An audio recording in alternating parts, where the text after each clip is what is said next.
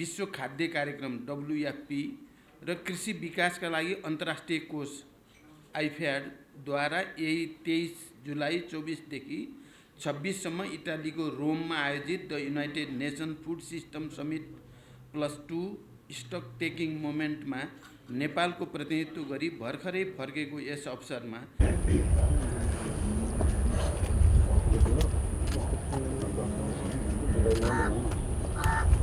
Touch नगर है।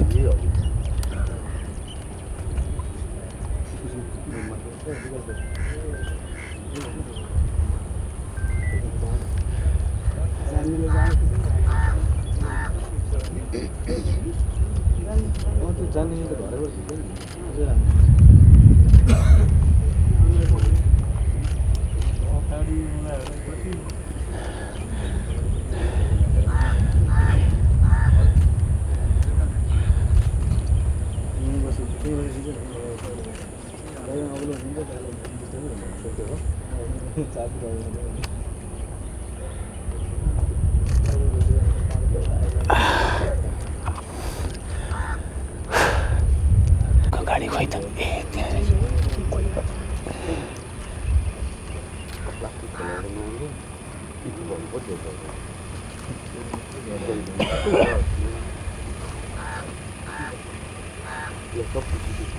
मेरा नाला नाला ठीक है आया गाड़ी अच्छा यार मोबाइल अफ कर भाई।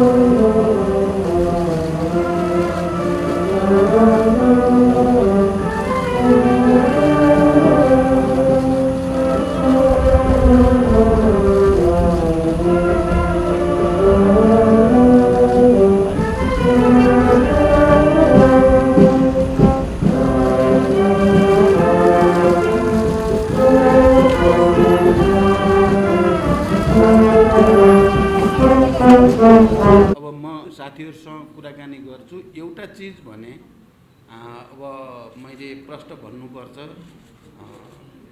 राजनीतिक उद्देश्यको निम्ति हत्तरपत्त प्रधानमन्त्रीको राजीनामा मागिहाल्ने, गृहमन्त्रीको राजीनामा मागिहाल्ने, अर्थमन्त्रीको राजीनामा मागिहाल्ने जो संस्कार बस्न खोजेको छ त्यो राम्रो होइन।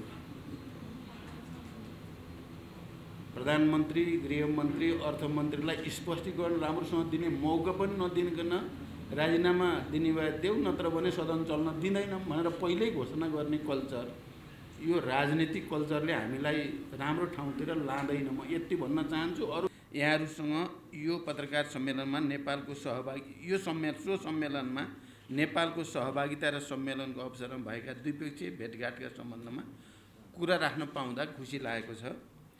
सन् 2021 को नोभेम्बरमा संयुक्त राष्ट्रसङ्घको मुख्यालयमा भर्चुअल रूपमा आयोजित the united nation food system summit, जसमा नेपालका तर्फबाट तत्कालीन प्रधानमन्त्रीले भाग लिनुभएको थियो एवं दिगो विकास सम्बन्धी एजेन्डा 2030 द्वारा अभिव्यक्त दिगो कृषि विकास, खाद्य सुरक्षा, पर्याप्त र स्वास्थ्यकर खाद्यमा पहुँच, भोकमरीको अन्त्य लगायत समग्र कृषि विकास प्रणालीमा हामीले हासिल गरेको प्रगति, हामीलाई प्राप्त अवसर, हाम्रा सामु देखिएका चुनौतीका सम्बन्धमा अनुभवको आदान प्रदान, छलफल र मूल्याङ्कन गरी अबको गन्तव्य निर्धारण गर्ने उद्देश्यले आयोजना गरिएको यस महत्त्वपूर्ण सम्मेलनमा नेपालको सहभागिता अत्यन्त सक्रिय, यथार्थमा भन्दा देखिने तथा अनुभूत हुने गरी सक्रिय रहेको बेहोरा म यहाँहरूलाई अवगत गराउन चाहन्छु।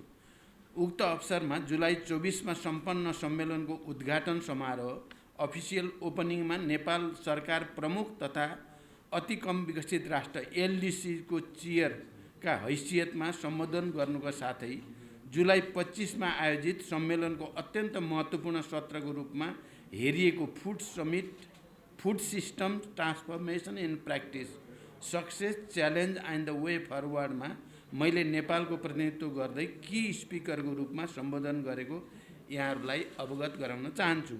साथै सम्मेलनको अर्को महत्त्वपूर्ण सत्र प्लेनरी सेसन अन स्कुल मिललाई पनि नेपालको सरकार प्रमुखको हैसियतमा मैले सम्बोधन गरेँ।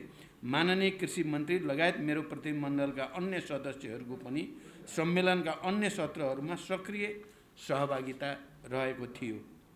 24 जुलाईमा सम्पन्न उद्घाटन सत्रलाई सम्बोधन गर्ने क्रममा मैले खाद्य सुरक्षा, पर्याप्त र सुरक्षित र स्वास्थ्यकर खाद्यमा सहज पहुँच, दिगो कृषि विकास, गरिबी निवारण, भोकमरीको अन्त्य लगायतका एजेन्डा 2030 ले निर्देश गरेका उद्देश्य प्राप्त गर्नमा अति कम विकसित राष्ट्रहरूले भोग्नु परेका समस्याहरू एलडीसी को चेयरम्यानको हैसियतमा अन्तर्राष्ट्रिय समुदाय समक्ष राखेँ। साथै अति कम विकसित मुलुकहरूका करोडौँको सङ्ख्यामा रहेका जोखिममा परेका नागरिकहरूलाई आशाको दियो सञ्चार गर्नका लागि अन्तर्राष्ट्रिय समुदायले सामूहिक प्रतिबद्धता देखाउनु पर्ने खाँचो पनि मैले प्रष्ट पारेको छु। विश्वव्यापी रूपमा देखा परेको जलवायु परिवर्तनलाई थेग्ने दिगो र भरपर्दो उत्पादकत्व वृद्धिका लागि विशेष गरी साना कृषकहरूको लागि प्रविधि, मल, बजार, पुँजीमा सहज पहुँचको सुनिश्चितता गर्न आवश्यक रहेको विषयलाई जोडदार रूपमा राखेको छु। उद्घाटन सत्रमा संयुक्त राष्ट्रसङ्घका महासचिव, आयोजक प्रमुख इटालीका प्रधानमन्त्री तथा अन्य मुलुकका राष्ट्र प्रमुख तथा सरकार प्रमुखहरूले समेत सम्बोधन गर्नुभएको थियो। सोही दिन बिहान आयोजित स्कुल मिलसँग सम्बन्धित प्लेनरी सेसनमा बोल्दै मैले स्कुल मिलका सम्बन्धमा नेपाल सरकारबाट भएका प्रयासहरू अन्तर्राष्ट्रिय समुदाय समक्ष राखेको थिएँ। यहाँहरूलाई अवगत नै छ, स्कुल फिडिङमा नेपालको अनुभव यथार्थमा नै सफल अनुभव रहेको छ। नेपाल सरकार र WFP को सहकार्यमा सञ्चालित यस कार्यक्रमबाट 33 लाखभन्दा बढी बालबालिका लाभान्वित भएका छन्। यो कार्यक्रमबाट विद्यार्थीहरूको भर्ना सङ्ख्या, हाजिरी र उनीहरूको सिकाइको स्तरमा उल्लेख्य परिवर्तन भएको छ। गत 5 वर्षमा हामीले दिवा खाजा कार्यक्रमको बजेटमा 4 गुणाले वृद्धि गरेका छौँ। यसै वर्ष पनि यो तथ्यलाई आत्मसात गर्दै शिक्षा क्षेत्रको सम्पूर्ण बजेटको 6% यस कार्यक्रमका लागि छुट्याइएको छ। यो क्षेत्रमा नेपालले लिएको अग्रसरताप्रति अन्तर्राष्ट्रिय जगतले प्रशंसा गरेको छ। साथै WFP ले यस क्षेत्रमा थप सहयोग गर्ने तत्परता पनि व्यक्त गरेको छ। यो सम्मेलनको अत्यन्त महत्त्वपूर्ण सत्रको रूपमा लिएको food system transformation in practice successes challenges and the way forward जुन दोस्रो दिनको बिहान आयोजना भएको थियो, सो प्लेनरी सेसनलाई मैले की नोट स्पिकरको रूपमा सम्बोधन गरेँ। सो क्रममा मैले यो सम्मेलनले सन् 2021 मा आयोजित फुड सिस्टम समिट पश्चात समग्र खाद्य प्रणाली तथा कृषि क्षेत्रको विकासमा भएका कार्यहरूको समीक्षा गर्दै अबको बाटो तय गर्न हामीलाई मार्गदर्शन गर्ने कुरा हामीले व्यक्त गर्यौँ।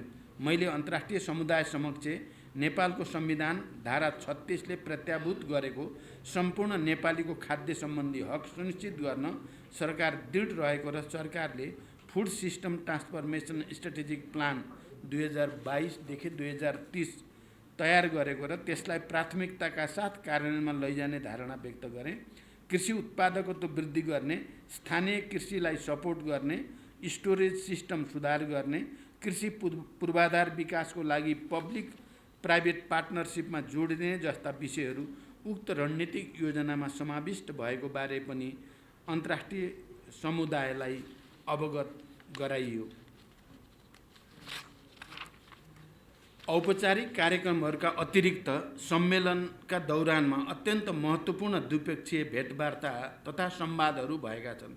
सम्मेलनको साइडलाइनमा संयुक्त राष्ट्रसङ्घका महासचिव महामहिम एन्टोनियो गुटेरेससँग भेटघाट तथा छलफल भएको यहाँहरूलाई अवगत गराउन चाहन्छु।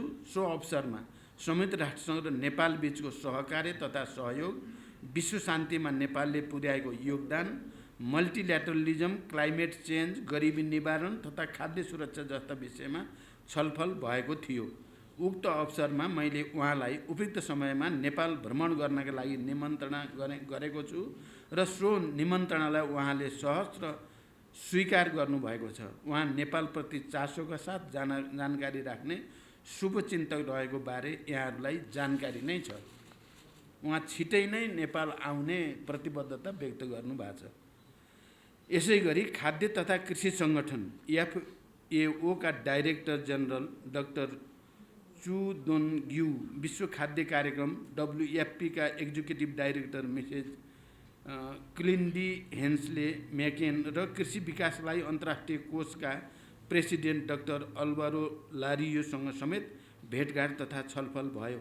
उक्त छलफलहरू नेपालको ती सङ्गठनहरूसँगको सहयोग तथा विकास साझेदारी, नेपालमा ती सङ्गठनहरूको सहयोगमा सञ्चालित आयोजनाहरूको कार्यान्वयन, नेपालको कृषि विकास, ग्रामीण विकास, खाद्य सुरक्षा, गरिबी निवारण तथा ती सङ्गठनहरू अब हुने साझेदारी तथा सहयोगका सम्बन्धमा केन्द्रित रहेका थिए। यहाँहरूलाई अवगत नै छ, FAO, WFP, IFAD तिनै सङ्गठनले नेपालको कृषि विकास, ग्रामीण विकास, खाद्य सुरक्षा, गरिबी निवारण, महिला किसानहरूको जीवनस्तर सुधार जस्ता विषयमा लामो समयदेखि नेपालसँग सहकार्य गर्दै आएका छन्।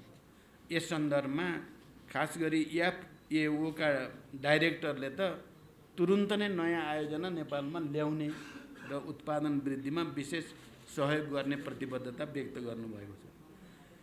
सम्मेलनको दौरानमा बङ्गलादेशका प्रधानमन्त्री महामहिम शेख हसिनासँग महत्त्वपूर्ण द्विपक्षीय भेटघाट भएको छ।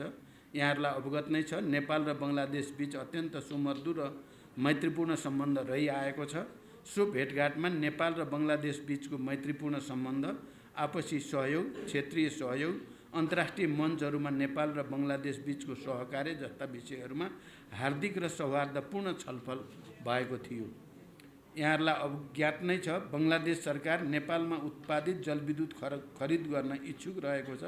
आर्थिक अन्तर्निर्भरताको यो अत्यन्त महत्त्वपूर्ण आयाम अब कार्यान्वयनको चरणमा रहेको छ। हालै मैले गरेको छिमेकी मित्र राष्ट्र भारतको औपचारिक भ्रमणका क्रममा नेपालले भारतीय भूमि भएर नेपालको जलविद्युत बङ्गलादेशमा निर्यात गर्ने सहमति भएको छ। त्यसलाई यथाशीघ्र औपचारिकता दिई जलविद्युत निर्यातको ढोका खोल्ने हाम्रो प्रयासले सार्थकता पाउँदैछ। बङ्गलादेशका प्रधानमन्त्रीसँग यो विषयमा अत्यन्त महत्त्वपूर्ण कुराकानी भएको छ र उहाँहरूको यो स्वतन्त्रताको 50औं वर्षको उपलक्ष्यमा मलाई निम्ता पनि दिनुभएको छ र मैले सकेसम्म बङ्गलादेश आउने भनेर भनेको पनि छु। भ्रमणकै क्रममा मैले NRNA इटालीद्वारा आयोजित कार्यक्रममा भाग लिई त्यहाँ रहेका नेपाली समुदायसँग विभिन्न विषयमा छलफल गरेको समेत अवगत गराउन चाहन्छु। नेपाली समुदायका तर्फबाट केही महत्त्वपूर्ण विषयहरूमा सहजीकरण गरिदिनका लागि सरकारलाई आग्रह भएको छ। ती विषयहरू समाधान गर्न सकेमा विदेशमा बस्ने नेपालीहरूलाई सहज सेवा पुग्ने, नेपालको निर्यात बढ्ने र नेपाल र मित्र राष्ट्रहरूबीच सम्बन्ध थप सुमधुर हुने मैले विश्वास लिएको छु। सो सम्मेलनमा म अत्यन्त व्यस्त रहेँ। सम्मेलनको पहिलो दिन त बिहान 9 बजेदेखि बेलुका 9 बजेसम्म करिब 12 घण्टा FAO को परिसरभित्र सम्मेलनमा सहभागिता र बैठकहरूमा व्यस्त रहेँ। केही बचेको समय समेत इटालीको आर्थिक, सामाजिक र सांस्कृतिक क्षेत्रमा गरेको विकासको अवलोकन गरेको छु। प्लेनमा चढ्नुभन्दा केही समय अगाडि मात्रै रोमको ओलम्पिको फुटबल स्टेडियमको अवलोकन पनि गरेँ। त्यो अवलोकन गर्न लायक रहेछ। फुटबल क्षेत्रमा उनीहरूले गरेको प्रगतिबाट हामीले पनि सिक्न सकिने धेरै कुरा भएको महसुस गरियो। यसरी सम्मेलनमा देखिएको नेपालको सक्रिय सहभागिता र सम्मेलनको दौरानमा भएका महत्त्वपूर्ण भेटघाटहरूबाट यो भ्रमण एउटा सफल भ्रमणको रूपमा रहेको पाएको छु। समग्रमा यो भ्रमणबाट अन्तर्राष्ट्रिय मञ्चमा अझ विशेष गरी संयुक्त राष्ट्रसङ्घीय मञ्चहरूमा नेपालको छवि एक स्वतन्त्र, सार्वभौम, संयुक्त राष्ट्र समग्र मल्टिल्याटरलिजमप्रति प्रतिबद्ध मुलुकको रूपमा अझ बढी मुखरित हुन पुगेको मैले विश्वास लिएको छु। मैले सुरुमा पत्रकारहरूको अगाडि राख्ने करिब त्यहाँ भएका कामहरूको प्रेस नोट यही नै हो। मलाई लाग्छ अब यसमा सबै कुरा आएको हुनाले तपाईँहरूको प्रश्नको उत्तर भइसक्यो होला जस्तो लागेको छ। घटनाक्रम के भएको छ भन्ने कुरा मैले उपप्रधानमन्त्रीजीहरू मन्त्रीहरूसँग कुरा गरिसकेपछि मात्रै अनि भन्न सक्छु मैले पहिलो कुरा। अब दोस्रो कुरा लङ्की स्किनको बारेमा हामी पहिले पनि क्याबिनेटमा पनि र मन्त्रालयमा पनि हामी लगातार छलफल गरेर धेरै हदसम्म तपाईँले भने जस्तो स्थिति होइन। यो रोग फैलियो, हामीले चाहिँ सामान्य अनुमान गरे भन्दा बढी फैलियो, त्यो साँचो कुरा हो। तर सरकारको तर्फबाट त्यसको निदानको लागि पनि त्यत्तिकै प्रयास भएको छ र हजारौँ गाईबस्तुहरू चाहिँ भ्याक्सिनबाट उपचार प्रक्रियाबाट सन्चो पनि भएका छन्। अर्को पक्ष त्यो पनि हो, तर हामी सबै मिलेर यसलाई निदान गर्नको लागि अझै मेहनत गर्नुपर्छ भन्ने कुरा पनि साँचो हो। अब अहिले कृषि मन्त्री पनि मसँग नै हुनुहुन्थ्यो उता नै, उहाँले चाहिँ जानु अगाडि लम्की स्किनको चाहिँ रोकथामको निम्ति मैले भनेको पनि थिएँ, हामीले क्याबिनेटमा छलफल गरेका पनि थियौँ र धेरै मेहनत गरिएको छ। यो कुरा पनि पत्रकार साथीहरूले बुझिदिनु पर्यो। दोस्रो तेस्रो अब त्यसकारण अरू कुरा त अब तपाईँहरूलाई थाहा छँदैछ। एउटा के कुरा हो भने अहिले हामी बडो उपयुक्त समयमा संयुक्त राष्ट्रसङ्घको एउटा महत्त्वपूर्ण फोरम एओको र त्योसँग सम्बन्धित अरू फोरममा गएर सक्रियतापूर्वक, अझ 2 दिन त यस्तो थियो कि त्यहाँ संसारभरिका अब राष्ट्रपति, सरकार प्रमुख, सबै मन्त्रीहरू त खचाखच हलमा थियो। त्यहाँ नेपालै नेपाल देखिन्थ्यो।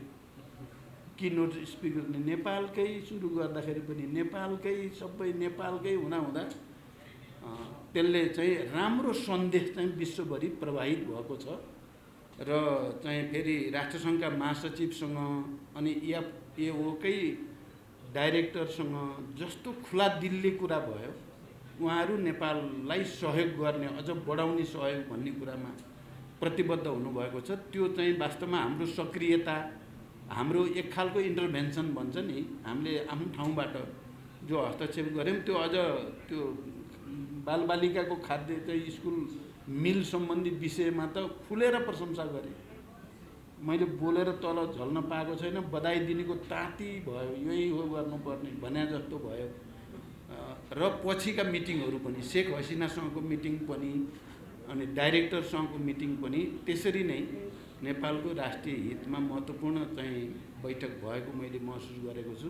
कतिपय पत्रकार साथीहरूले प्रधानमन्त्री नगए नै हुने, कहिले नै गएको थिएन, भएकै र त जम्मा 2021बाट पहिलो भएको 2021, त्यसपछि अहिले भएको 2021 नै नेपालको प्रधानमन्त्रीले र संसारभरि भर्चुअल मिटिङ भएर छ। त्यहाँदेखि पत्रकार साथीहरूले पनि अलि राम्रो बुझेर अध्ययन गरेर लेख्नुपर्छ। तपाईँहरूलाई भने त होइन, जसले लेख्नुभयो विचारै नगरी लेखिदिने कि नेपाललाई, राष्ट्रलाई फाइदा भएको कुरा त फाइदा भयो भन्न पनि सक्नु पऱ्यो नि। अरू धन्यवाद, थ्याङ्क यू।